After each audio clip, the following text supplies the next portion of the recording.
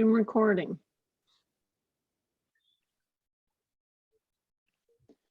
All right. So I was in the process of putting in my mountains. Let's see if I can get a little bit better. Yeah. Let's face it, it just doing these online classes, it's just not perfect, is it? It's a lot of glitches involved. So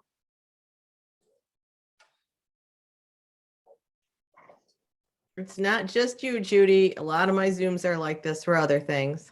oh, really? Thank you. It's fraught with problems and difficulty. Oh, thank you so much for saying that. Because I feel like, you know, you guys are paying for this, so you need to get your money's worth. That's one reason I decided to, you know, do these extra videos so that I just want y'all to feel like you've, well, not only learned some things, but that you've paid for the class. You need to get your what it's worth. So, okay, I just took a photo of my painting because you can't see it.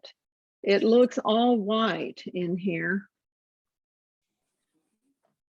Just trying to see if, let me see if that will, no. Okay. Maybe next week I'll switch my cameras again. This one was supposed to be a little bit better, but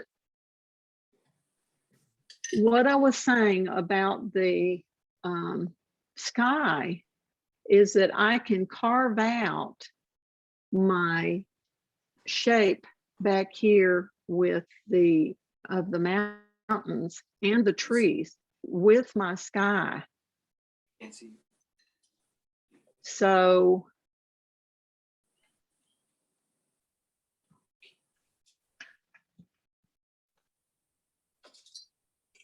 that's what I was doing when we left. I was putting in my sky plane, which is a lot lighter. So I just added a whole bunch of white to my blue mixture. And then I added just a touch of this green stuff, or this, what I've got here mixed on my palette already.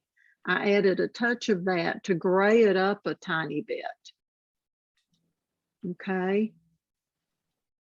And like I said, I don't want to soften any edges at this point. So just carve out my tree shapes. Trying to look underneath my light that I have on my canvas. Maybe if I move that or turn some of it, maybe if I turn this off a little, turn this down, you can see the painting a little better. Let me try that.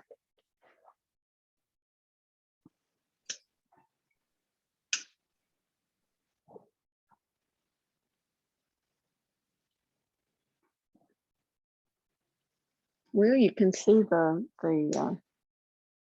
value contrast in the mountain a little bit better. Oh, there we go. Can y'all see that okay? Yes, that's great. Thank you. I think that's a whole lot better. Yes. Well, I just turned that light completely off, which is good because that softbox is so big that I can't even see the TV because it's in the way. I'm having to crook my neck. I'm going to move it over out of the way. If we're not going to use it, if I'm not going to use it, I'm not going to have it here. Let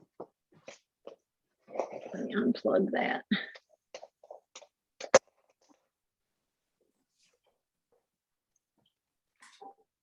Sorry, Barb.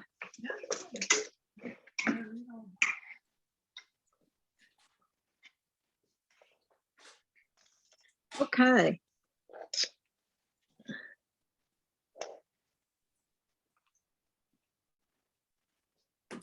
Oh yeah, a lot better. Now I can see what I'm painting too. See my image. Bet you can see it too better, can't you, Barb? Yes. Okay. So let me just continue. I want to, like I said, carve out my tree shapes.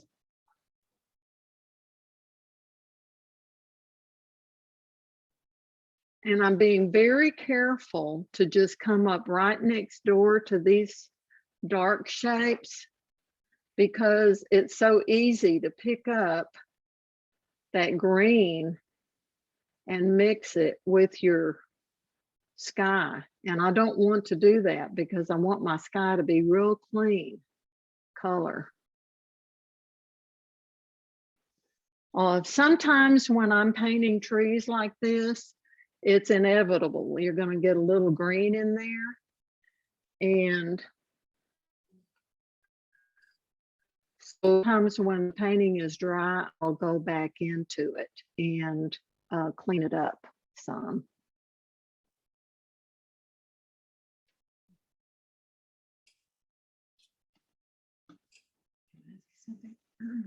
Sure. Would it be, I mean, did you ever put the sky in first and then put the trees on top? That you're not having to Not draw around the unless, tree? okay, Barb's question was this. Do I ever put the sky in first and then put the trees in? It depends. If it's a skyscape, I might. Okay.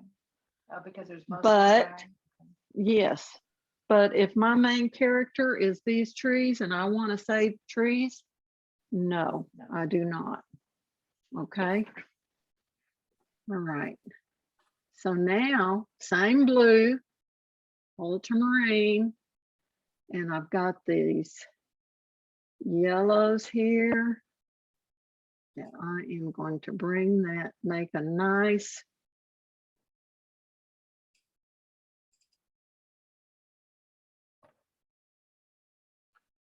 green for my foreground grass. Oh, Susan, can you mute yourself, please? Oops, I didn't know I wasn't muted. Okay. I guess it starts back over. Hang on, Ava. Ava. I'm trying. Okay, so that's, I put a little test of it on there and I realized, oh, that's not light enough. Okay, that's better. So big shape. Now there's a lot of other stuff going on in there, but those are all details that I may add later.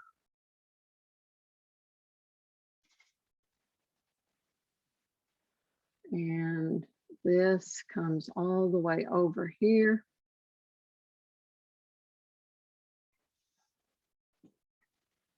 Still not light enough, I don't think. I'm gonna add a lot more white and yellow to that.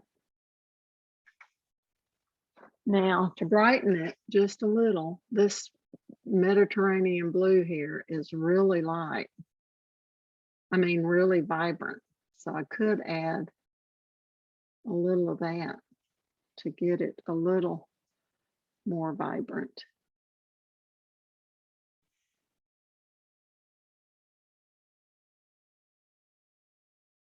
Again, this is drawing. You're actually drawing with the paint. This is my opinion. Some artists might say poo-poo that. I don't know, but now I'm going to clean my brush And come back in with a little of my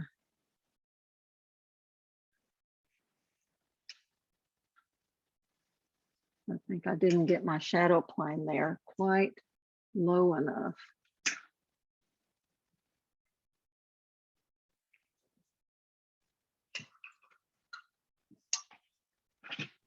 Judy, so far you've still been working with the same brush or you've been changing? Yeah, I have been. I probably should change, but I have been. And it's that kind of medium round one that you were sketching with, or it's a flat one? No, and this is a flat. This is Okay. a, so you're, see, I don't even know what I'm doing. I sketched with this one. This Make us feel really good. bristle round, but this is the flat here Okay. that I picked up. It's also bristle. I like to use a bristle a lot when I'm painting a landscape because it really you can pile on the paint with it, with a bristle.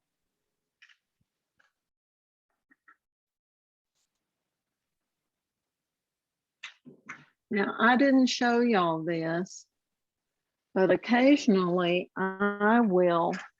And if I have a chance to start the other painting, I'll show you what I mean by this. But sometimes I glaze some transparent orange over the whole canvas before I start and let it dry. Because it will show through these little areas here that I'm not quite covering up. And it creates a nice glow underneath.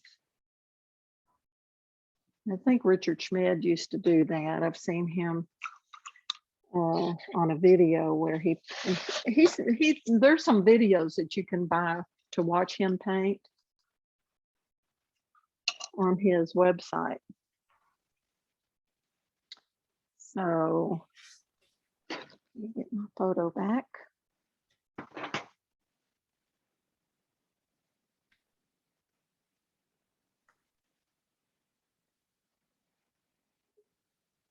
Painting my water bottle here. Let's just get all of this in. Okay, now this is a reflection here from the sky, but your reflections in water, if you squint down, and you can squint at your photo, if you have a really good high res photo, and I've got it up here on my television screen. So if you've got that high res photo, you can squint at it. And if I squint at that, boy, that mountain looks blue back there. And that reflection, but if I squint and compare this reflection shape with how light the sky is, it's not quite as light.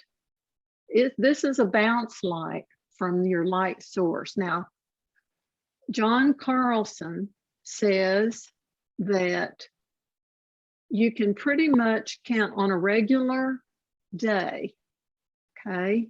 On a regular day, you can pretty much count on a couple of things. And here is that, what he said. The lightest plane on your whole painting is going to be your light source. Well, what's the light source? It's the sky, okay? Your second plane in value down from your light source is going to be your horizontal plane, okay? Which is my grassy area, okay? And now this is water. So this is a little bit different because it's highly reflective. And so you're going to see through it. It's like water in a vase. You're going to see through it. So you have to paint what's in it. You have to paint those shapes that are in it, but it's not going to be as dark in the end. Now I've got it really dark right now, but in the end, this is not going to be as dark as your upright planes. And he says your lightest plane is your sky, your light source. Your number 2 value plane are your horizontal or your shapes. Now these shapes are gonna be an exception too, because this is this tree line has a lot of atmosphere in it.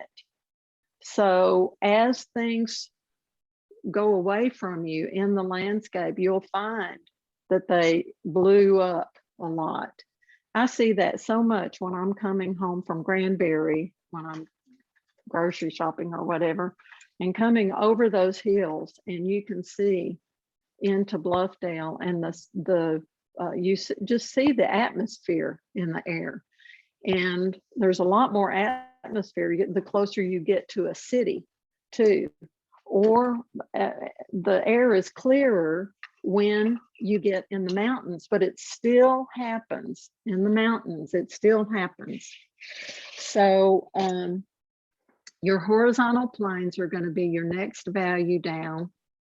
Then your planes that are slanted.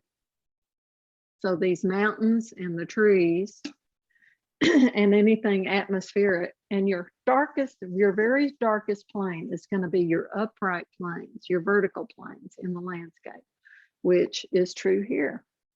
So you squint down, you see all of these dark shapes, which is your vertical plane. So I hope I didn't totally confuse you guys, but that's a general rule of thumb. It changes with the atmosphere. It changes when there's a storm. In a storm, the sky can be your darkest, or parts of the sky can be the darkest. So you really have to just look at it and paint what you see. But that is a good rule of thumb. So having said all of that, let's move on.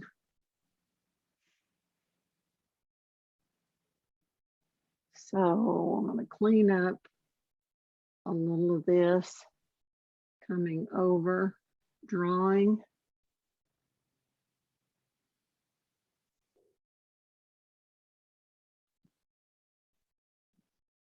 As I go.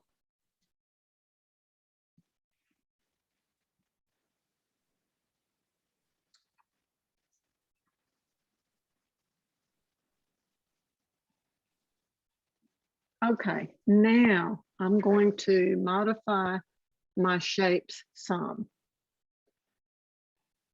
I'm going to come in behind in these negative shapes and put in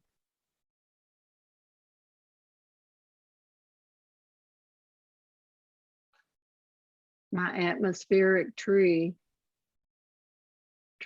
back in here where these negative shapes are.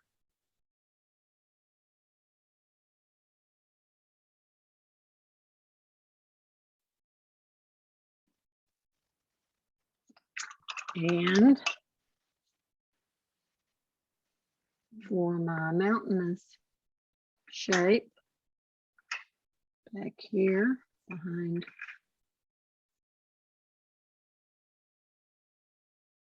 there, and my sky plane, I'm just cleaning up here.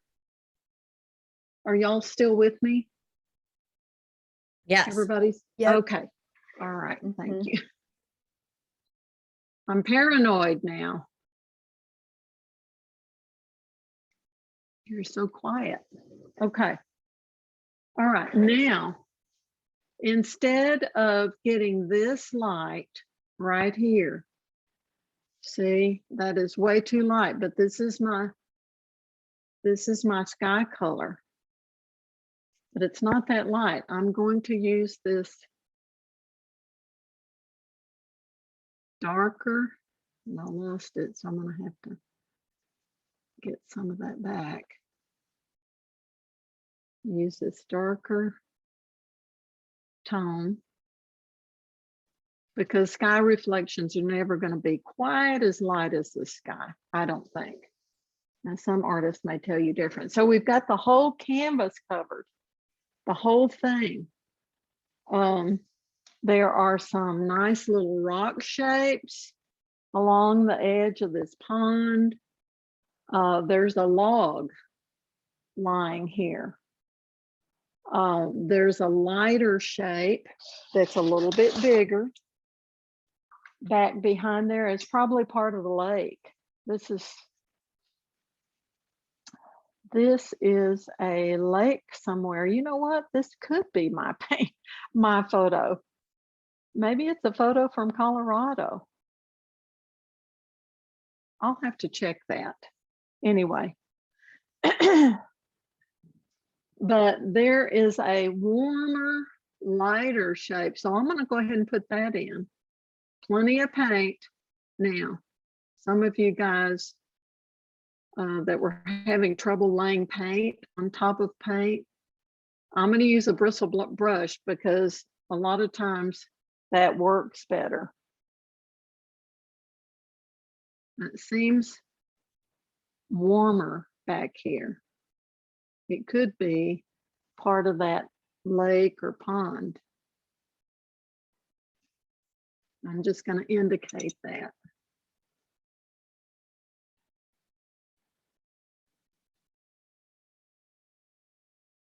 Pretty much using transparent orange. Okay. Now, let's work on those trees.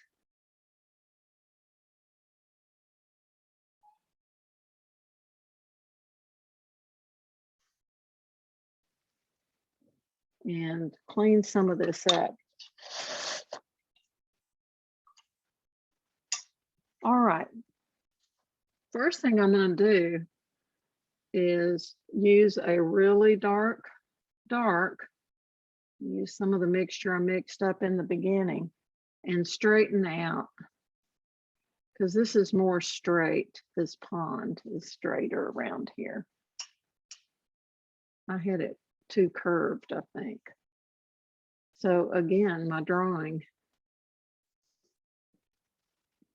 All right. Now I'm going to make a mid value, a pretty bright green for some of those green bushes around the edge of the pond.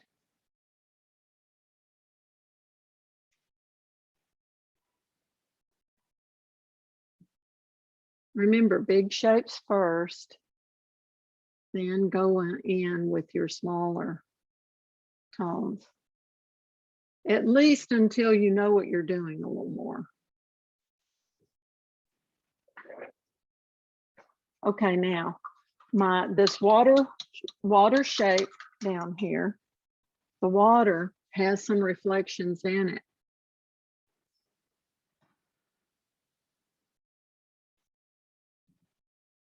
Which is going to lighten the value a little bit. So very carefully using some lighter values on my brush. And I like to use this bristle brush when I'm laying paint on top of paint because it tends to not pull up as much what's underneath it. Now, I know some of you are having that issue, so maybe that will help.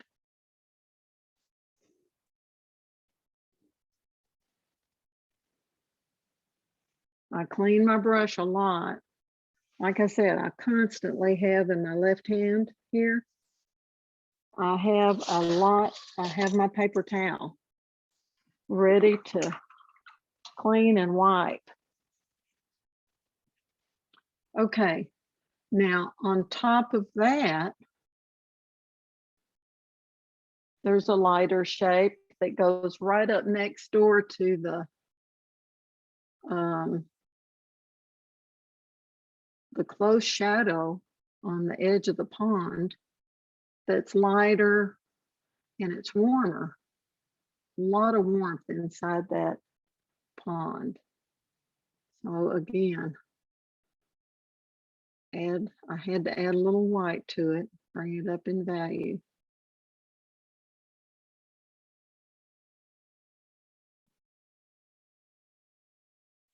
So these are all lighter shapes that I see inside that pond area.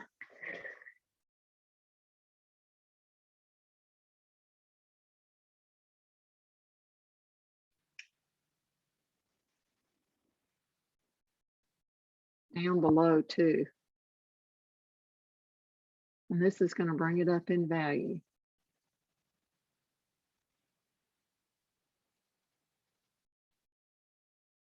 Now I'm using an up and down stroke here, which is called painting against the form. Probably with water, you want to do all of this, but sometimes it's more valuable to paint against the form.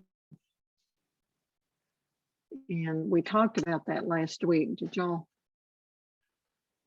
That painting against the form is just going opposite of what your intuition or what your left brain is saying.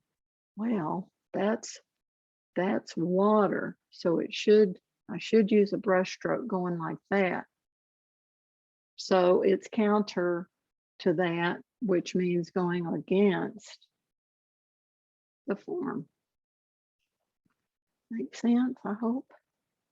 Now there's a lot of, now I'm softening, but I'm softening really by using a value in between those. So I'm using a value in between this one and that darkest one in order to soften those edges and pull up. Need more paint.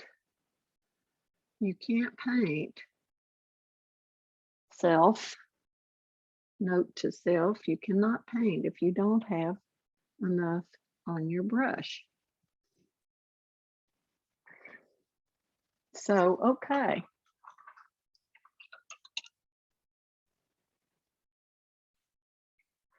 So I just go from one shape, one idea to the next, modifying. Now that I've got all my big picture on, just modifying at some of it. Being careful not to just totally disintegrate what I've got on there already.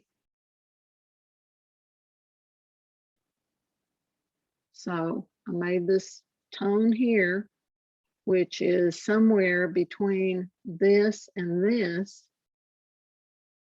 because this is my horizontal plane, my grasses right here, or it was at one point, and it's a mid value between those, this shape, this color, and this one. So I hope that makes sense. So now I'm pulling my brush up into, because if you squint down and look at that photograph, you see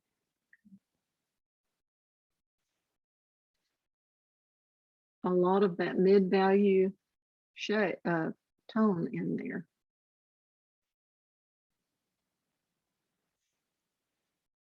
I really haven't softened any edges per se by coming up next to it and doing this. I haven't done any of that. So when you get that photograph of Edgar Payne's and you try to copy it, that's one reason why I want you to do that, because you can see in his painting how he just laid the brush strokes on and didn't futz with them then. Now, what am I doing here? I'm going to make a gray, a mid-value gray, because I see some of that in here where there's some other trees. So I'm just going to draw those in.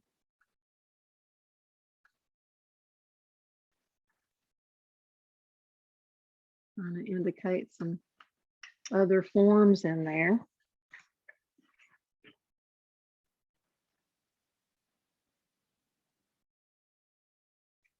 Now I'm not going to get real picky with this, but it's been a while since I've painted a landscape. I can tell I'm rusty.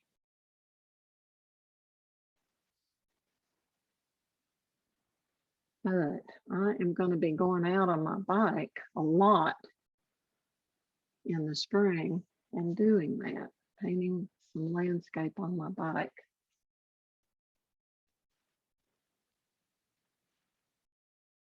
There's some nice greener greens in here. So see, I'm just changing some of these colors just barely. Okay. Does all of this clear as mud? Is this making sense?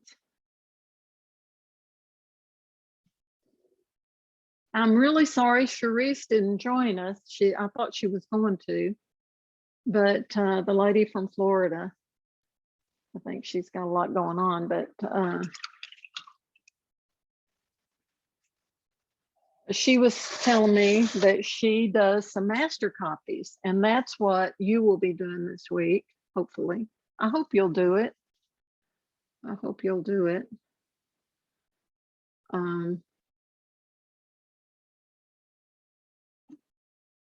Because a master copy, you can learn so much. That's why I'm going to do it with you. Maybe I'll do mine big. Edgar Payne painted really big. So can you see how I'm just trying to pull some of this together? And I'm losing this shape that right here. So I'm gonna put some darks back in. I'm trying not to futz with my darks too very much.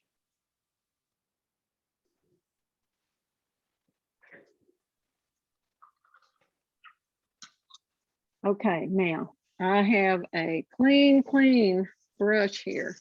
Put it in my turps. Now I'm gonna clean it off and clean it off again. Let me hold my brush, not like that, but turn it to its side like that. And I'm gonna pull some of these edges up on this, because they're very soft on this reflection in the water.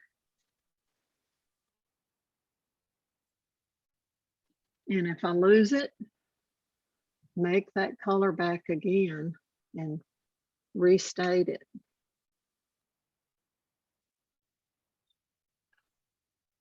And the more you do this, guys, the better you get at it. So don't despair, just keep at it.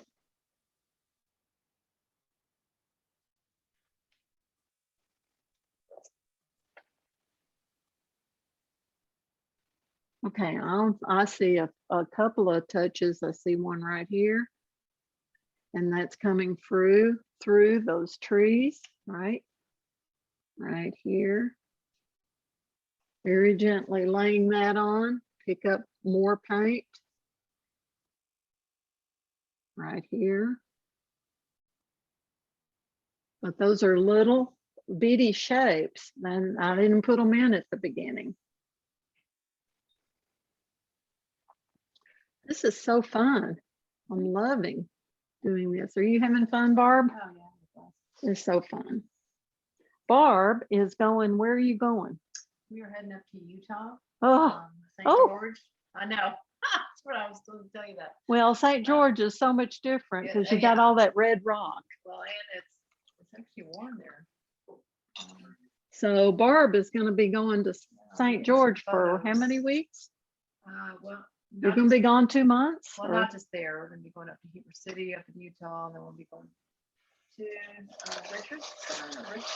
It's kind of north of St. George. Oh, And Lucky then you. back down to Colorado to Steamboat to meet up with my daughter. And to grandkids for a Steamboat? ski trip. Oh, can I go? So 5 weeks. Yes. Pack it up. Pack it up. Yeah, that's all right. Okay, now I've got some little holes here that I kind of want to cover. I don't want white pop. Now, some of those little white spots are okay, and they're kind of nice, just popping out at you, but okay, now I'm gonna work on my trees a little bit, okay? This is just a study. So if I were doing this, and I may do this, if I find out this is my photo, I may just paint a bigger one of it, but because I love it. I need to change my paper towel roll, but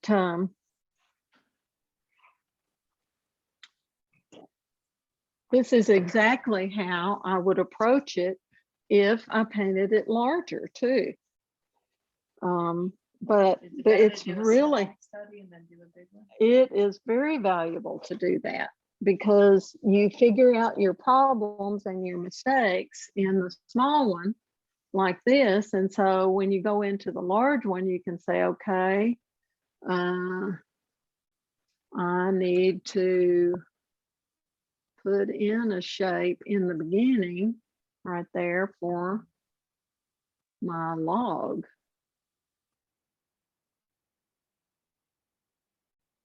Now, I'm not saying that I should have done that particularly, but I could have.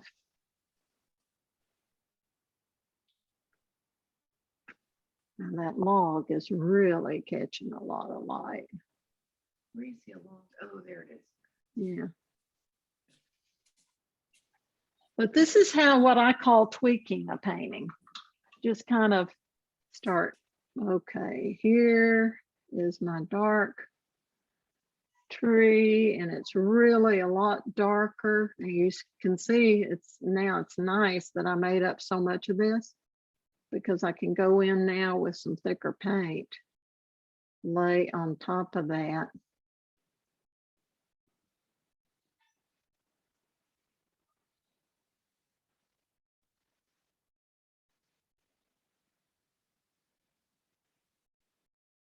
So fun to do this. Kind of satisfying. It's like therapy. Yes, That's exactly why I paint. Like to do it anything is creative. wonderful therapy. Barb said it was good therapy. If you can keep yourself from being too critical of yourself when you're learning, that's so important. You just, because if you're too critical of yourself, then you can, say, well, I can't do this and I'm going to stop. And no, don't stop. You can do it. So I made up a middle value here, okay? Right here. I think I added a little more yellow to it and a little more white. But I am going to soften by using a third value. Here's one value, here's another value. I'm going to use a third value to soften the edge of this tree going down, just tickling it right on the edge there. This particular landscape, your photograph, everything's kind of backlit. Okay, the sun is real high, so there's a real bright light just on the edge of these tree shapes. Whenever something is backlit like this, now we've been used to like side lit in our still life, right? Our light is coming from this direction usually. This light is coming from directly from overhead. So it just barely touches these trees overhead and frames them out. So that's why I'm using this third value to tickle around the edges here of these trees. And it's, while I'm doing it, it's softening some of that just a hair into what's behind it. You see a lot of that in here.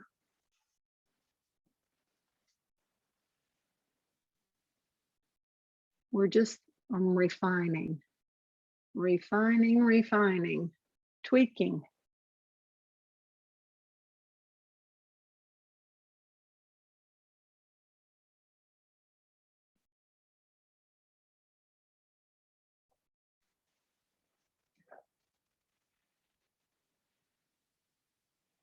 Now, part of this too, part of this composition and this painting is there's some bits of light coming through and touching in here. Again, using my bristle brush so that I can lay on top of without disturbing too much what's going on underneath it. But now I see coming straight up out of these guys are the tree trunks. Oops. Get a painting back, a picture back. So I'm going to use a lot of alizarin. Now I've already got some of this started down here. But man, I'm going to get this dark and warm. If you will notice, if you're outside painting, you'll notice the deepest darks that you can see within the landscape, like underneath all these trees, like down in here, all down in here. It's very warm, really just red almost. And in fact, I could use a little bit of this permanent red right here to warm that up a little more, really make it hot and a little more opaque. So Barb, in answer to your, oh, that's looking good. In answer to your question earlier about why do you choose the alizarin, it's because it's so transparent. You know, when you get into the other colors, they're not only lighter in value, see, it's lighter in value as you're coming up here. It's lighter in value, but they're more opaque. Right. Okay. So as long as you want to keep your mixtures more transparent, Thin, right? yeah. Yeah. And some of that thinness will make the paint more transparent. Yeah, it does. But anyway, again, painting, the more you paint, the better you get at it, and the more you see these things. So, okay, you can't really see. When do you feel you walk away from it? When you know it's to stop? Richard Schmidt says stop when you don't know what if you get to a point where you're like, her question was, how do you know when to stop? Well, when you get to a point where you are just piddling with it and you don't know where else to go, stop. Don't just keep, don't lick it. Don't Just lick keep it. touching See, this is licking. Oh, I don't know what to do. So I'm gonna, Just start moving the paper. yeah, I'm just gonna play with it over here. And what happens Yeah, you is I'll start bringing this down. I'll start bringing it down in here. And I mean, a little bit of that's might be okay, but if you do it too much, you're gonna lose your. Now, to me, that photograph, the trees are airy. And I think I got the paint a little too thick. So I'm just taking a different bristle brush and I'm trying to get a little bit of my transparency back.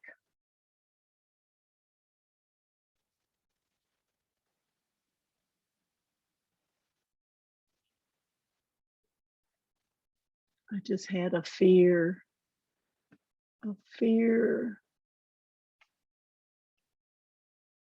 Oh, I'm recording. I thought, am I recording? Oh gosh. I know. There's just so much to think about. No, I couldn't do this. Okay, see y'all next week. Good luck, have a good week. Barb's trying to make me feel better.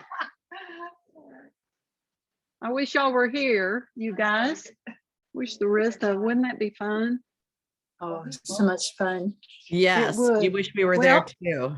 Hey, Mhm. anytime y'all are in the area and you want to come and paint with me, Come play. I am serious. You can do that. I would love it. Okay. Now I took out a little bit of that paint to make it more of those trees a little more transparent. Let me take a picture. And you'll see what I'm talking about. Okay, so now I want to drag my brush up. I'm holding it upside down on its edge, and I'm dragging the brush up into that transparent color. I warmed it up a lot. Let me take a picture of my puddles here.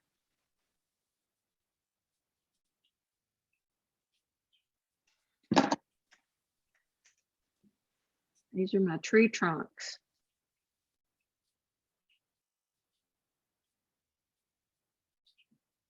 And if you get out in the landscape and you squint down, you will see how dark and warm trees are down in that underbrush. I found like the more you stare at either a picture or a painting or a Mhm. photograph, whatever you're looking at, the colors start to come out. That's incredible. Like, what? I never saw that.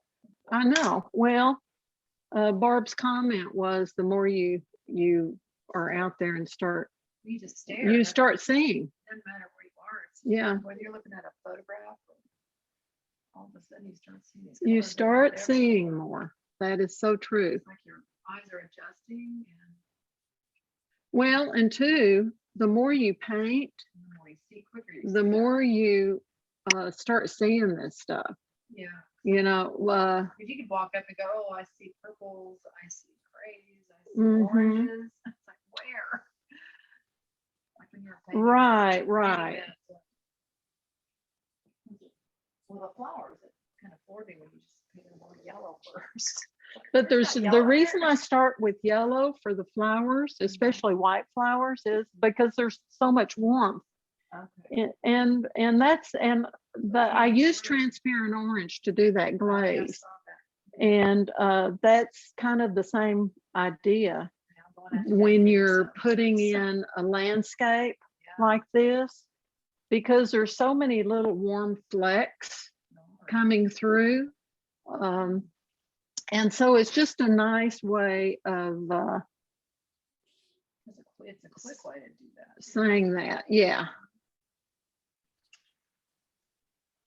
So now I'm just doing small little brush strokes where I squint down and I see some really light lights in here. There's some right tickling. Now I'm using a softer brush, but see, I picked up, it's harder to lay on with that soft brush. So I'm gonna get a smaller bristle here. Here we go. Use a smaller bristle and pick up a lot of paint and just lay on some of these.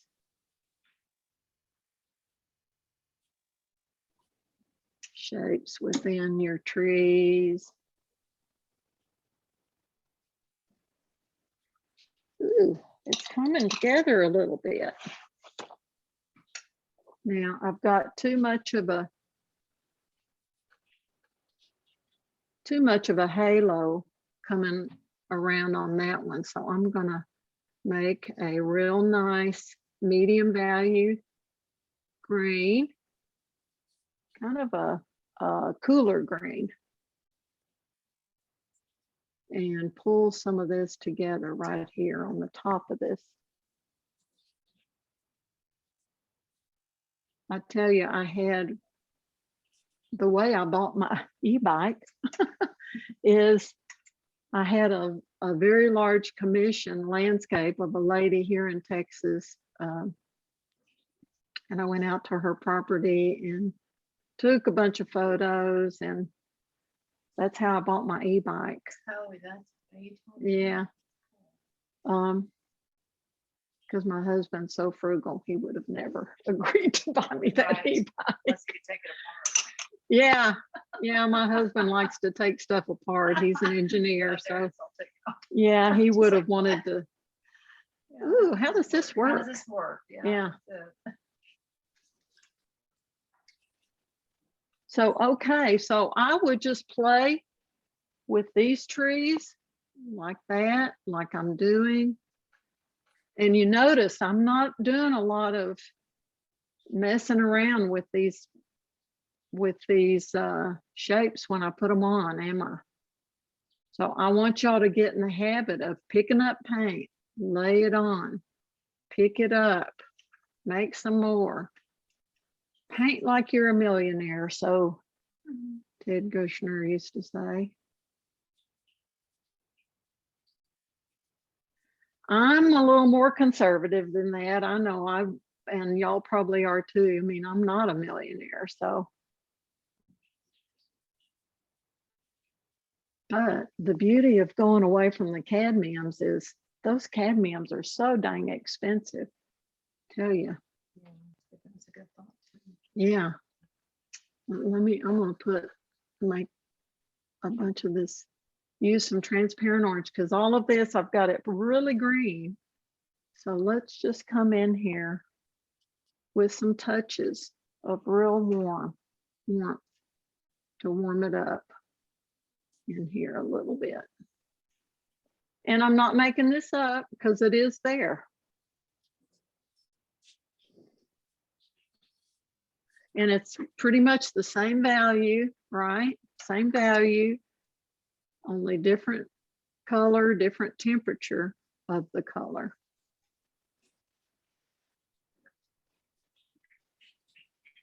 Clean my brush again.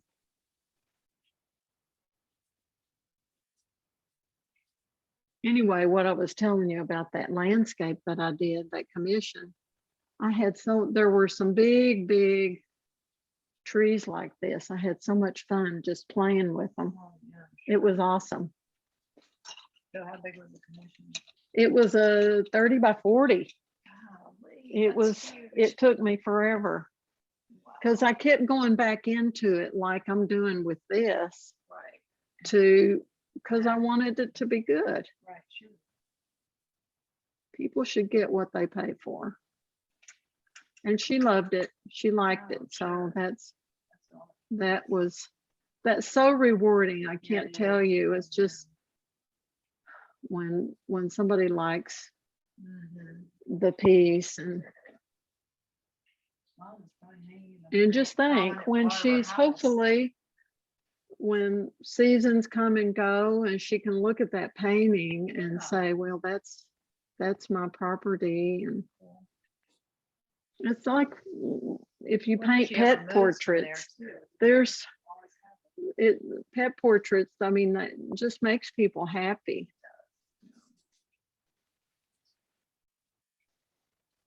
That's what it's all about.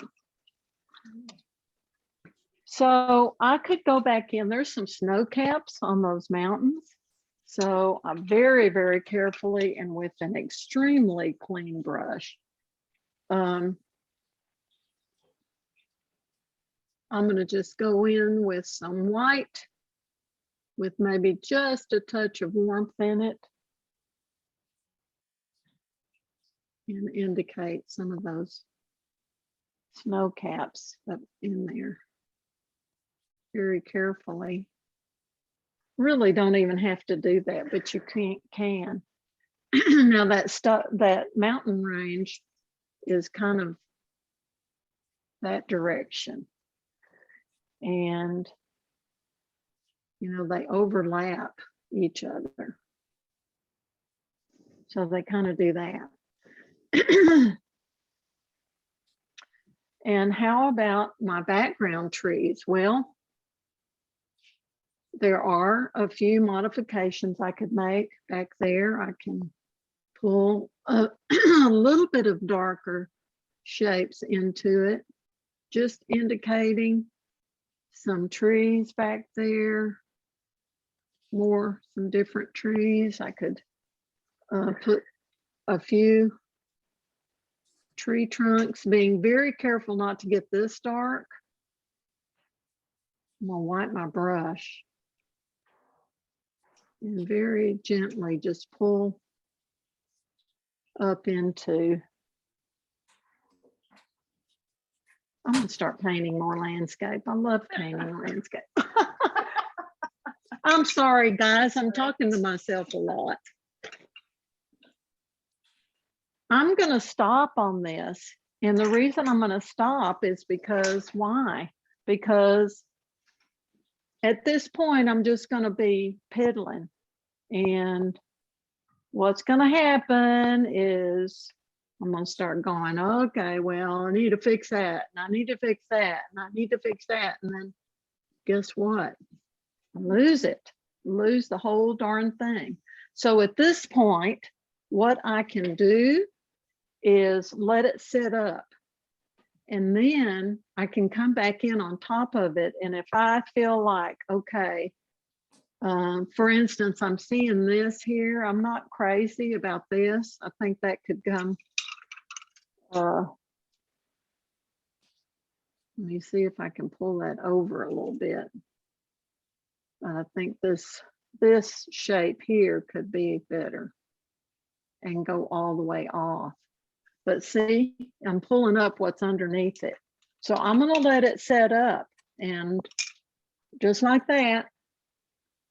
And I'm not going to futz with it. And I will, I'm fairly happy with that. So I'm going to put it aside, let it dry even. And then I'll come back in. I can fix these trees over here. And I kind of lost my mountaintop. So I could fix that. But I'm going to stop. When you get to a point where you think, okay, then just stop. Let me see. No, pretty. Anyway, so what time is it? Do I have time? 12:10. It's 12:10. Okay, I want to show y'all a couple of things before we, are there any questions at this point? Does anybody want to say anything or any questions? It's really fun to watch you decide where to leave a bolder stroke and then where to leave make other things softer. And because you get, when you're trying to do it, you start trying to soften everything and then it starts looking like a big muddy mess. Right. And that's So- where squinting can be helpful, because squinting and seeing where your harder edges are can kind of help direct you in that area. Right. Yeah, because you want a variety. You want a Yes. variety of shape, you want a variety of value, and a variety of color. You want a variety of edge. Mm-hmm. So the edge work really can make it sing, or you can lose it. You're absolutely right, Janet. So thank you for bringing that up, because that's such a great point. So squint to see your edges. And again, I just have to tell you guys, the more you do it, the better you'll get. So just keep painting, and that's all I can say is keep painting. If you have questions, I am open even after the class is over. If you have questions, email me. It'd be great to hear from you. Okay. Yeah, it just really helps listening to you talk your way through the painting and how you're making decisions, because it's just constant decision making. And It is. And Yes. and you know, hearing you talk your way through all that is so helpful. So it's Oh, great. good. Well, thank you. I'm so glad. But you are absolutely right. So much of painting is problem solving and decision making. Yeah, it's like getting a vision, an idea in your head, and then saying, okay, how am I going to go about putting this vision I have on my head? Half the struggle is understanding where you want to go, because then if you get off track, you're a little bit it's a little bit easier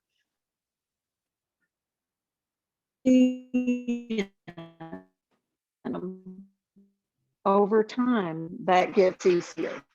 So I just can't stress enough to keep painting, because I think there's a lot of people, they quit because it's not easy. I don't know if I used the analogy before to you guys about learning to play golf. I've told people in classes this forever, but you think getting out on a golf course and you have this stick and you can hit, oh, I can hit that little ball. And that looks easy, right? Wrong. And men, and women, I shouldn't say man, that's so sexist. Women, our women, uh, you know, practice at it for years. And like the guy that won figure skating, oh my gosh, just think of how long he's been doing that. So that's why I try to stress to people, enjoy the journey and give yourself permission to fail, because you're going to in this. If you really, really want to learn how to paint well, you're going to fail. But the more you do it, and if you work very hard at these technical things, these 5 things that I've tried to stress to you guys: value, edges, color mixture, drawing, and composition or design, same thing. If you will focus on those things and then paint, you will get better. I guarantee you, you will. Just don't give up. So again, boy, I have really made use of my soapbox today. So I hope y'all don't mind. Before we end this session, I want to talk just a tad, where's my other photo, about drawing.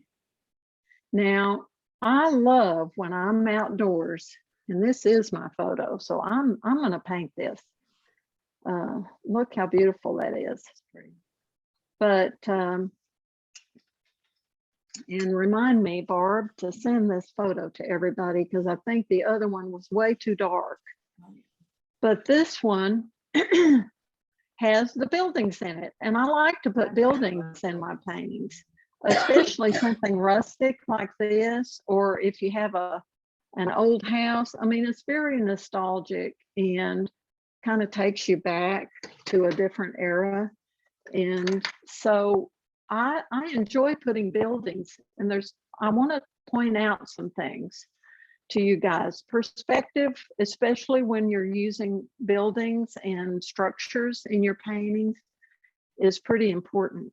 So very, very quickly, let's just put this mountain back here and these trees back here. But look how the trees kind of, they're monstrous next to the building. So you want to keep that into perspective, okay? Because your building is only, what, about that big, because you've got all this other landscape. So real important to measure off, measure. Most portrait painters really stress measuring. You measure the top of the head to the chin versus the width of the head. Same thing with a building and a landscape. I could take my, you always want to keep your brush straight up when you're outdoors in a landscape. You wouldn't do this so much to a photograph, but when you're outdoors in a landscape, you use the straight up of your brush and make sure you hold it very straight. Use the tip of your finger and measure how big something again is versus how wide it is versus how big it is. So how big is my building compared to that tree, massive tree shape here. So how big is it compared to, you know, so it's all relative again. you relate one shape to the other in color and value and size. Okay, so that's a very important thing when you are painting structures in a landscape. Another thing I want to tell you, this has been so helpful to me. Something that Lindy Daly told me, my first teacher, years ago, and I've always remembered it. And that is when you're painting a building and you're trying to get the perspective right, the edge the angle that is closest to you, remember this, is going to be always the longest. So I see this building in the landscape, and now I know I don't have the size exactly right. So just FYI. But so this building is, you're looking at it from the side view, right? So I can see about that much of the roof line of the roof. Well, which angle is closest to me? If I were outdoors, it would be this angle. So it's going to be the longest. So I know, even though it may look a little different, and it's especially in a photograph, I'm telling you, these angles can get really askewed. So you have to know this. So this edge of the house, this angle over here is going to be shorter. And see, I got it too long.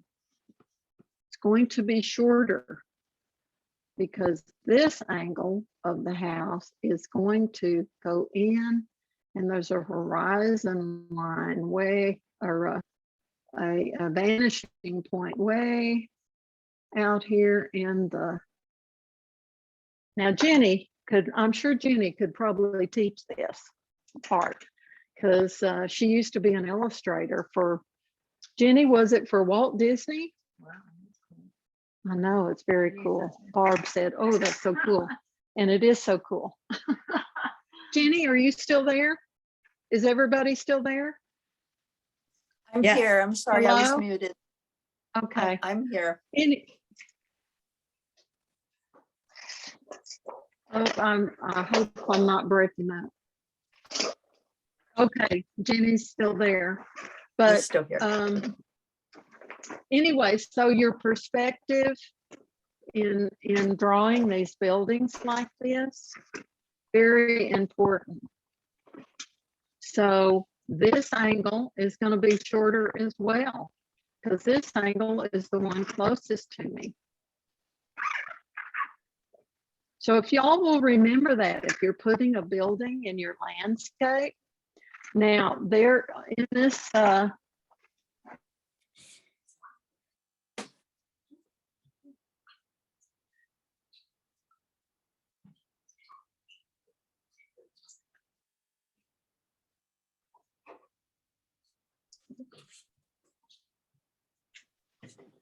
no, did I lose? Something happened. Yes. Oh, you're back. You're back. You're back. Okay, well, maybe it didn't cut off too much, but did y'all get that about the angles? Mhm. Okay, so just remember the angle that is closest to you is always going to be the longest. I think I'm right about that. Is that not right, Jenny? I mean, Mhm. you're more of an illustrator than I am, but Oh, no, you put it really well. so anyway, so Lindy told me that, taught me that a long time ago, and I've always remembered it as being so helpful because I love putting buildings in my landscapes. So, and of course, it's a little different if you're looking at a building straight on, like that other little building with the green roof is over there. It's pretty much straight on, like that. Now, if I might could see the front of it a little bit, but anyway, it's going to be the same thing with the chimney. Judy, I'm just seeing the photo now. I'm not seeing your canvas. Oh, okay, okay. Okay, why did I lose?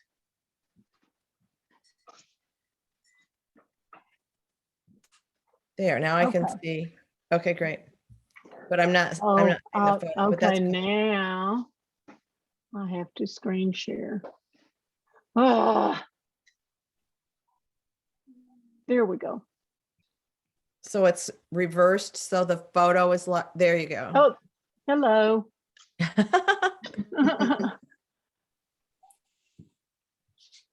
Okay, so now let me switch this one.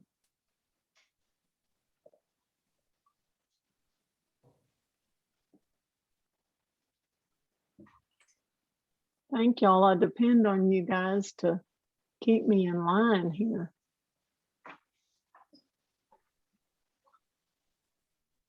Okay, there we go.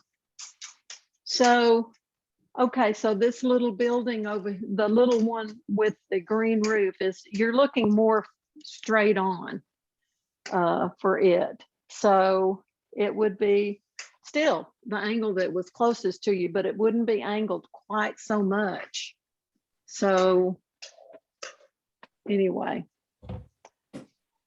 there are a lot of good books out there on drawing perspective. So if you're uncertain about all of this stuff, I would refer back to that.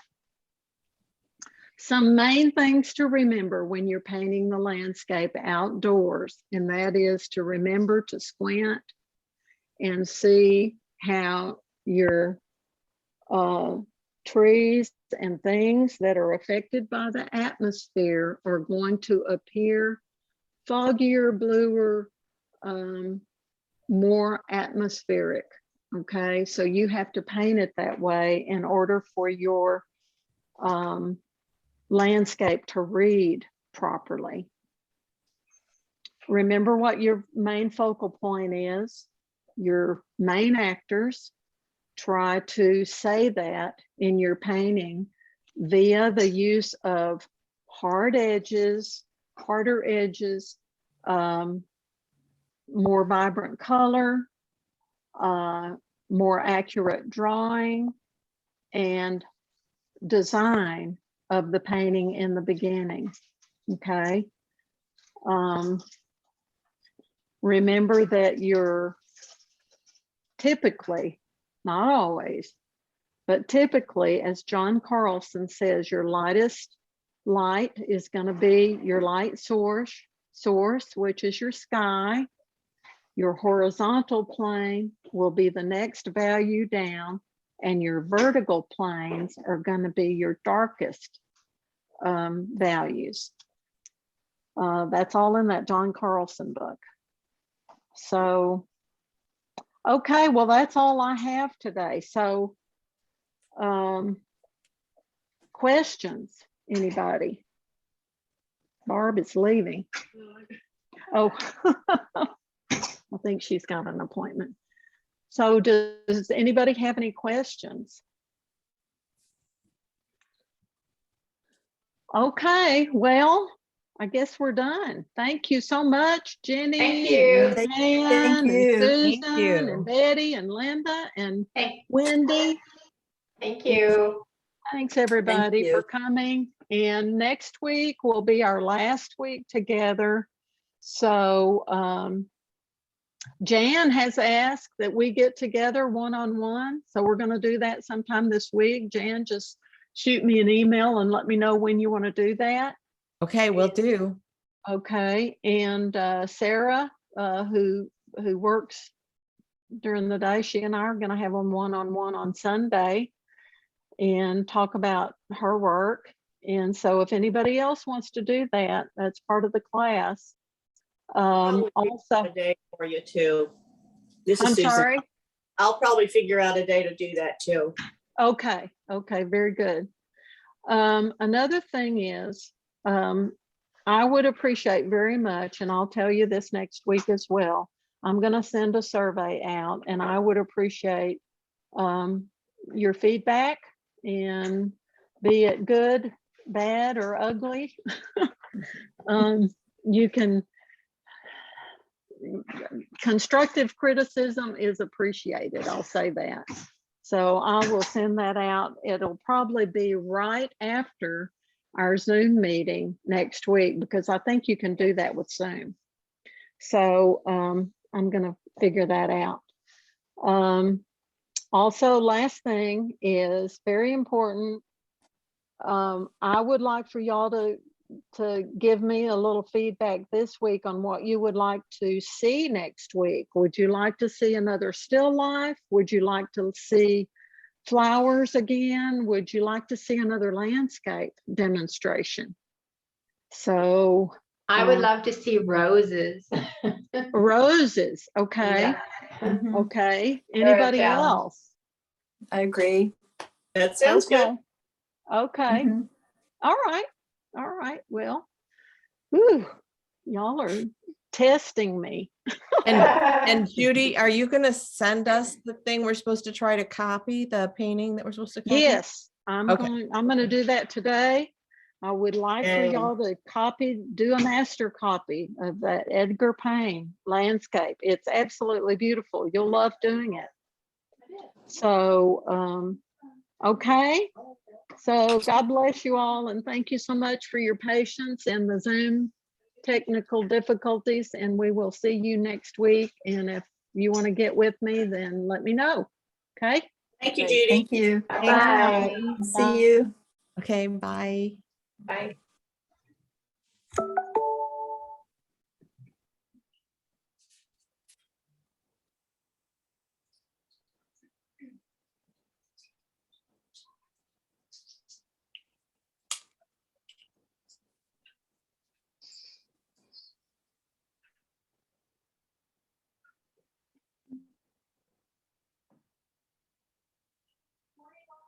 Oh, good morning.